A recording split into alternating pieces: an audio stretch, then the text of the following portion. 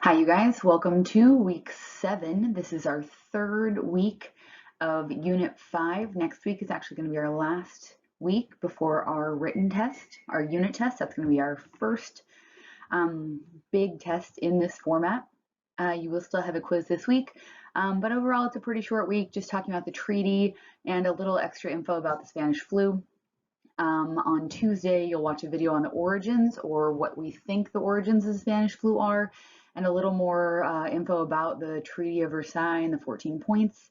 So we're not going to talk a ton today. It'll be a pretty short intro to both of these topics. So again, probably more pictures than anything, and a lot of this information about the treaty you'll already have down from the book and from the video on Tuesday and the Music Monday. The Spanish flu statistics are brand new to you on here, but they're pretty short. So that's where you should be focusing your notes.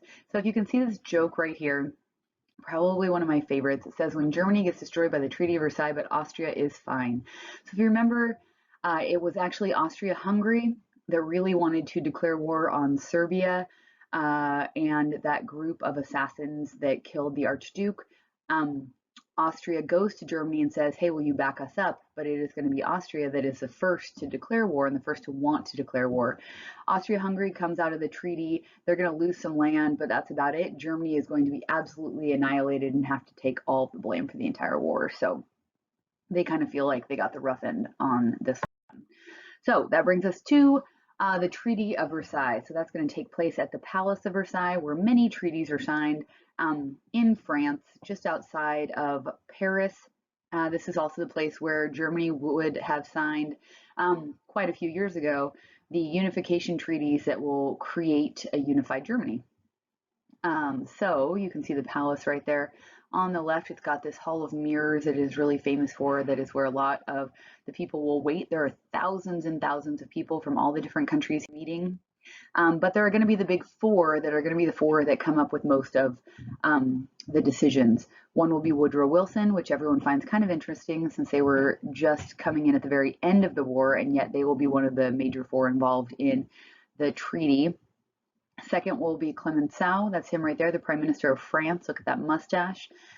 He is going to want the most harsh punishment for Germany because France was the most impacted by Germany, right? Most of the fighting takes place in France. It's their lands that are destroyed, their buildings that are destroyed, the majority of their people that will be killed.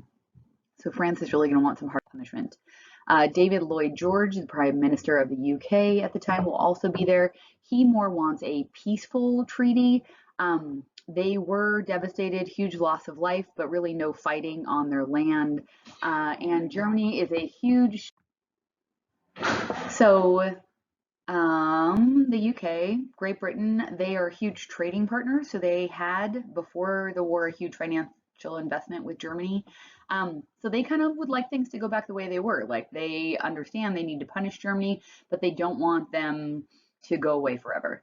Orlando, the Prime Minister of Italy. Why is Italy even in here with the big four? Like, Italy was allied with Germany and then they switched sides. So they kind of come in. No one really knows if they can trust them. They are pretty weak in fighting. They don't supply a lot, and yet for some reason they become one of the major decision makers in this. Now, they are actually going to be upset with the outcome of the Treaty of Versailles because they feel like, since they're on the winning side, they should get a ton of land, and they really don't, because people were like, no, we don't really trust you. You kind of switch sides midway through, whereas they are like, no, we should get a ton. So they're kind of going to come out of this unhappy. Mussolini, who will become a fascist dictator in Italy going into World War II, will rise out of this. He was a sharpshooter in the war. He was a journalist, very well spoken, who was going to come back from World War I and say, hey, we got screwed in this treaty. And he will rise to power under an idea of nationalism that comes out of World War I. So just a lot of negatives that come out of this treaty. So who are the major players not really involved or not allowed or not even here? Who do you think? Who are we not talking about right now? Well, first off, we've got Russia, okay? Now, Russia, remember, oh man, this is a really funny joke and you can't see it. It says, Germany, you can't sit with us, because Germany will not even be allowed at the table. They will not even be allowed into the palace. So let's talk about Germany first. Germany signs the armistice, that laying down of arms, that temporary peace treaty until the actual treaty can be worked out, um, mainly after hearing Woodrow Wilson's 14 points. They feel that the 14 points are a fair treaty that doesn't punish them too harshly, but does make them own up to losing and to being a major player in this war.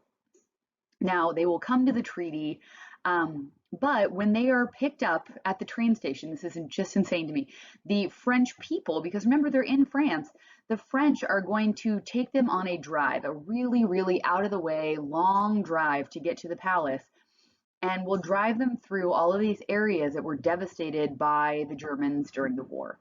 And this is kind of their first sign that this is not going to be what we thought it was.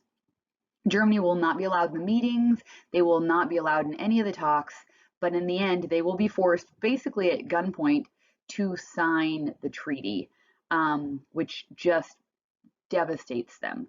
When these leaders of the Weimar Republic, which have now become the leadership in Germany after the Kaiser abdicates and runs away, when they come home, they will be seen as cowards, as bad leaders, because they did not get a good deal in the treaty, and that just sets Germany up for failure directly after World War One. So that's Germany. Russia now. Remember, the Russian Tsar was overthrown. His entire family was killed. Lenin comes in. We have a first revolution. We have a second revolution. Then we have a civil war. We'll talk about all of this next week between the whites and the reds. And so they're kind of embroiled in their own mess. So they don't even come to this treaty, right?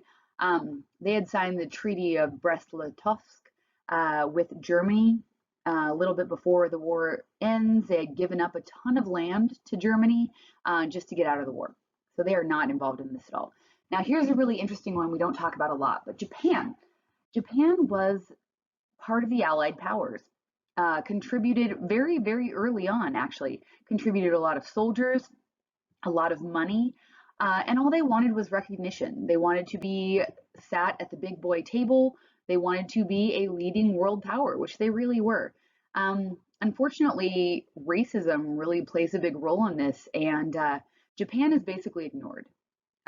They are there, they are at the big boy table, but they are not listened to. They will end up leaving early. They will not join the League of Nations.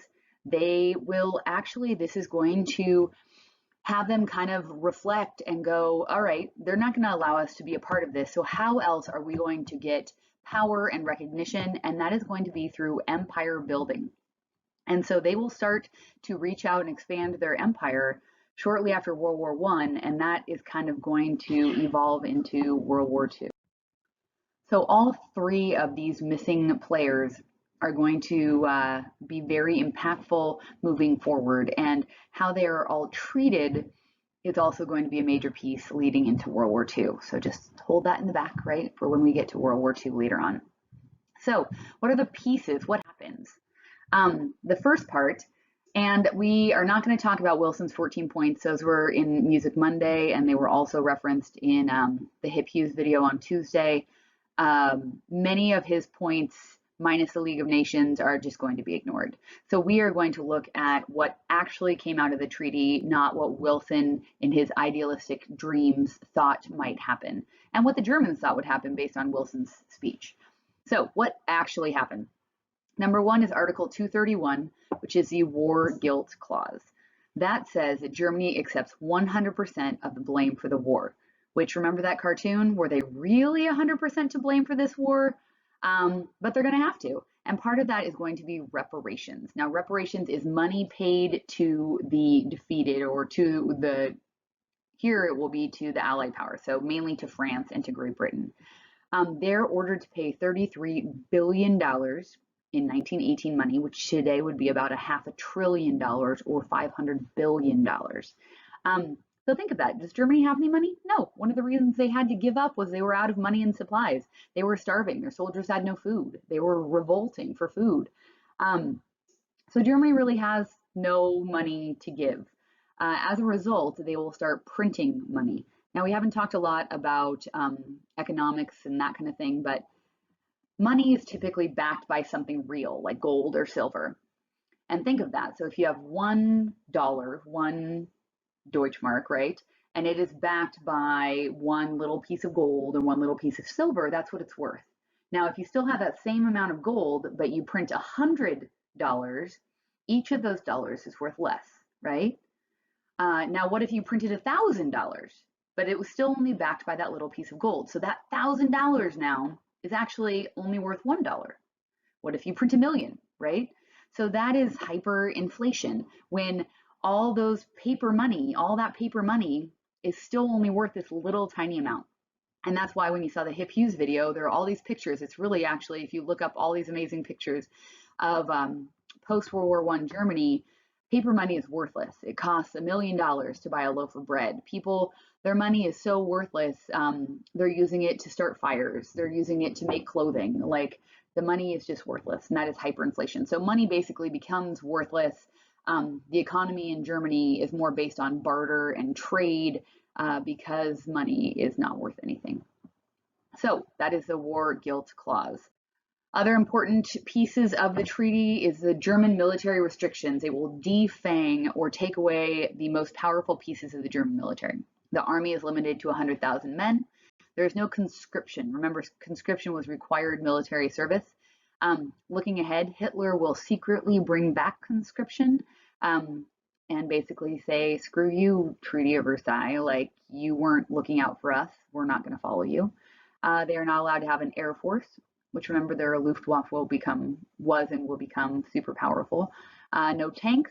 Tanks is a brand new thing, so Germany, that wasn't too crazy, but moving forward, they think that tanks will be big, so no tanks. And no submarines. Remember the German U-boats and the Navy and all the drama that created. So the German military is done.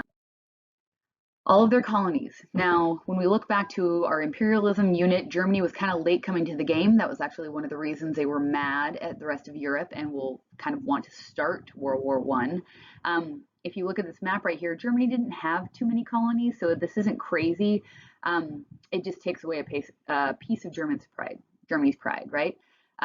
So France will get mainly the ones, France and Belgium will split up the colonies in Africa, and if you look over at all those dots, Japan is actually going to get most of the Southeast Asian colonies. So let's see, so Japan gets the Southeast Asian colonies, France and England are going to get the colonies in Africa, and the spot that's up in Europe, remember that Germany expanded over into Poland, they expanded into France, so all of that land is going to be divided up as well. Germany is actually going to be smaller than its original landmass when it became a unified nation. So that's going to be a big one. Now it also says Turkish colonies. Remember the Ottoman Empire is also a loser in this. So the Ottoman Empire is going to maintain its independence, but it will change its name and change its government to become Turkey. But it will lose any of the the remaining colonies that it had, which weren't really much. They were kind of at the end. Remember, they were one of those dying empires anyways, but they will lose whatever they did have. All right, now this is a little section that France was so upset about.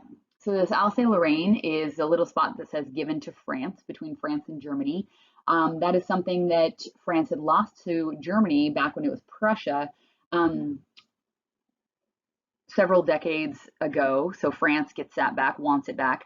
That is a really industrial area that is known for making a lot of money. And you can look on top of Germany there. Denmark will get that little piece, and Poland will become an independent nation again and will get a piece of land as well. Now, if you look above Poland, there's kind of an interesting piece there where it's dark green. That part will still belong to Germany. So you've kind of got this split between German lands. So that'll be interesting later on. Germany will want to get that piece back pretty quickly. So Alsace-Lorraine goes back to France and Poland gains its independence. We also have a lot of other new nations, and this is actually going to come out of the Austro-Hungarian Empire losing. Now remember, Austria-Hungary will maintain its independence as a nation, but if we think back to why this war started and the fact that Austria-Hungary was made up of all these little tiny groups that all wanted independence from Austria-Hungary, all those groups are going to get independence. So if you look at the map on the right that says Europe 1923, this isn't going to be what it exactly looked like right after the treaty, but this is kind of what it'll evolve into. Austria and Hungary are still there. They're still independent nations, but we have all these other nations that have been created, right? So Poland is created, broken away from Germany. You can see that little piece of Germany right above it, kind of floating on its own. Lithuania, Latvia, those three little nations will become independent. Estonia is right on top of Latvia. You can't see it in that map, but it's right there as well. Romania will gain some land from Austria-Hungary. Yugoslavia becomes a nation. Czechoslovakia becomes a nation. And this area is going to be in constant flux for the next like 50 years, if not longer. But we will have all these new nations. So that's something that comes out. You can also look up here, Finland, which used to be part of the Russian Empire and then was part of Germany for just a short period of time, will also become an independent nation. You also can't see it on the map, but if you see, it's directly in between and above Sweden and Latvia right there on that 1923 map.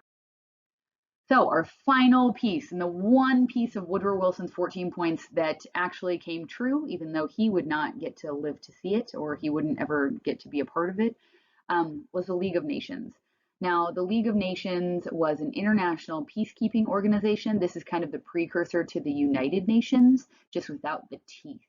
So the League of Nations will be created, and it was the idea of Woodrow Wilson, even though the United States, again, will never actually join it. They won't sign off on it. But what the League of Nations is it is a peacekeeping organization, but in word only.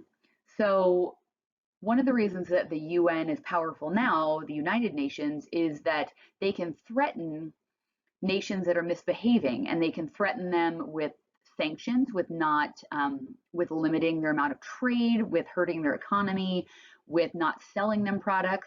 They can threaten them with military force, because the United Nations has a military made up of all of its people of all of its member nations. The League of Nations will have none of that.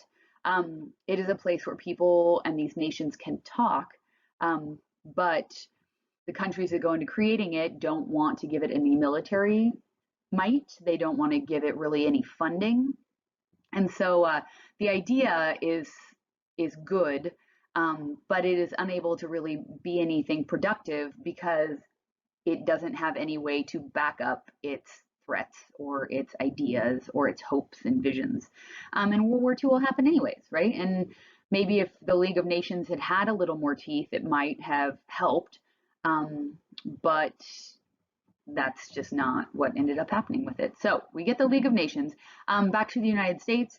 Woodrow Wilson, he is in Versailles with only Democrats. While he is gone, Republicans will take over Congress. And remember that a president cannot sign war or cannot declare war and cannot declare peace. They cannot sign those. And so he has to bring it back to Congress and get a 2/3 majority, and they don't agree. They don't sign off on it. He will end up passing away shortly after, and never get to see kind of his vision come true. So what are the long-term results? This is what we just talked about. The United States Congress does not ratify or sign or agree to the Treaty of Versailles or join the League of Nations. Remember, Japan also, they will join, but kind of not as much of a member, not a true member, and they'll end up walking out and quitting after a couple of years when they don't like what's happening with the League of Nations. Germany is not allowed to join, and they are really not interested in maintaining the Versailles system or the Versailles Treaty because it hurt them so much. Japan and Italy both join, but both are unhappy with what has happened. And so Italy, again, Mussolini will rise up and become a dictator in that country. And in Japan, we'll also have a military leader rise up, and they will begin to expand and colonize, basically, and to imperialize other nations. So here is our world post-World War I. We can see Czechoslovakia there, big Yugoslavia, Austria and Hungary there in the middle, but pretty small. You can't see Turkey. It's right behind my face there, but Turkey has come out of the Ottoman Empire. And you see East Prussia, that's probably my favorite little part, kind of floating up there above Poland. All right, so that wraps up World War I. We're going to really briefly look at the Spanish flu which starts kind of early 1918, so right at the end of World War I. I'm not going to get into too much detail. You watched the video on Tuesday. I would recommend, I'm not going to make you, but if you watch those, if you didn't mind the cartoon aspect of those extra credit history videos about the flu, that was just the first one in the series. It really brings up some good points, and it's really interesting, especially right now with what's going on in our world, kind of the comparison between the Spanish flu and the coronavirus. So just some quick statistics and basics about the Spanish flu. So one thing I love that it says in that video is, what do people do when something terrible has happened and you don't want to think about it, right? History forgets it. Um, Often the Spanish flu is overlooked because of World War One. Even though the low end guess of how many people the Spanish flu killed is way more than were killed in World War One. The high end is, and they said this in that video, if you combine World War One and World War Two deaths, um, it's still more than those combined deaths. So pretty crazy. And we'll see one statistic that we can compare kind of to where we are right now at the end of April with the coronavirus. So 1918 flu epidemic. Now, where did the name come from? There are many guesses, since they really don't think that the flu actually originated in Spain. One of the biggest thoughts is Spain really stayed out of World War One. They'll also stay out of World War II. They're involved in a lot of civil war and that kind of thing. So by putting the flu on Spain, no one actually gets angry about it because Spain isn't even paying attention. They're dealing with their own thing. So they're able to cast the blame on someone that is not involved in World War One. It could have come from the US, it could have come from China, and all those countries were heavily involved in World War One, and so no one really wanted to connect anything to them. Is that the real reason? We don't know. That's probably my most educated guess. So let's look at, there is a lovely rhyme that about the influenza. Um, this will later be connected to versions of the bird flu, even though it's not, or the swine flu, but you can see their masks, right? See the people walking down the streets. Just compare this to what you've seen around here lately, pretty crazy. So in early 1918, the Spanish flu will reach all over the world. It is going to, the ladies there, just wanted you guys to see some pictures of what it looked like back then. It's just very similar to now, which is crazy. Now, the weird part about the Spanish flu, and this is very different from the coronavirus right now, is that it went after, and this is why it was so scary at the time, is that it mainly affected healthy younger people, which is usually with the flu, those are the people that are totally safe. The flu would usually go after the very young babies, the very elderly, and the weak or already sick. And this instead went after the healthy young people, and that included soldiers. Now, maybe it's because of World War One, soldiers were so close together at boot camps in the trenches that it was more easily able to spread through them. But usually those people are pretty immune to the flu, or if they get it, it's very light.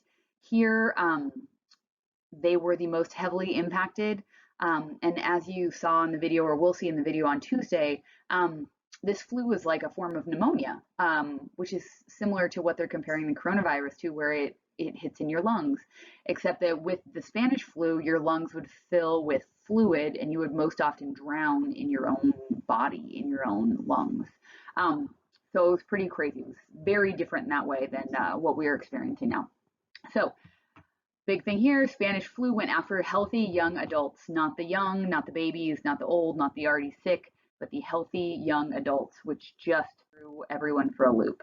Now the pandemic, more or less, even though we know that it probably started earlier, but when it hits, you can see the chart right there, when it truly hits March 1918 all the way to June 1920. So think about that when we finally see the end of it. And they will see the Spanish flu everywhere in the world. There are going to be, if you want to look up something interesting, there are remote islands in the South Pacific where the flu will hit. It will wipe out the entire island. Languages are lost, entire cultural groups are lost. It is really crazy what an impact it had. Now here comes our number, right? So it is estimated that it killed anywhere from 50 million to 100 million people. They guess that over 1 billion people were impacted or experienced it or had the flu in some way, and that was half the world's population. So if we look at all the way back in history to, I'm sure you guys have seen some YouTube videos on like the worst plagues of all time and that kind of thing. This likely killed more people than the Black Death or the plague. Now, just some advertising, take care of yourself. Now, this is one I find interesting to look at. Now, this is after everything is over, right? So if we look at this is deaths by the Spanish flu, okay? Now, look at India, 17 million. Is that insane? So the US was 675,000. Now, as of today, now for me, this is April, what's today? April 21st. I know you'll be watching this in a week or so, so it may have changed a little bit, but total deaths from the coronavirus right now in the United States is at 41,000. So think of that comparison. Look at that number. It is pretty crazy. So right now, 41,000 compared to the Spanish flu, 1918, 675,000. It is pretty crazy. All right, so just a couple more pictures and then we're going to call it a day. So we have mass graves, we have the masks, these are our nurses, you have the guards, kind of similar. I had a crazy experience going to an ER with a family member last week and there were guards at the door. We weren't even allowed in with him. We had to wait in the parking lot until they called us and told us that he was going to be transferred to another hospital and we weren't allowed to see him. It was pretty crazy to see guards standing at a hospital emergency room. And here we are sitting on a porch. If you've seen any of your neighbors going for walks or going for runs wearing their masks, there's our police officers around town. This is actually a picture in Seattle, which is kind of cool, them wearing their masks. And last piece here, you can't see his last name, but hopefully you'll be able to recognize him. Survivors of the Spanish flu, we had President Woodrow Wilson, which is pretty crazy because then later on he will suffer and die shortly after this. And then we also have FDR, who is going to be a future president during World War II. All right, so I'm going to leave you guys there. A little shorter than normal. I talked a little bit, not as many notes, but a lot of me talking. I hope you guys have a good week, and I will see you soon.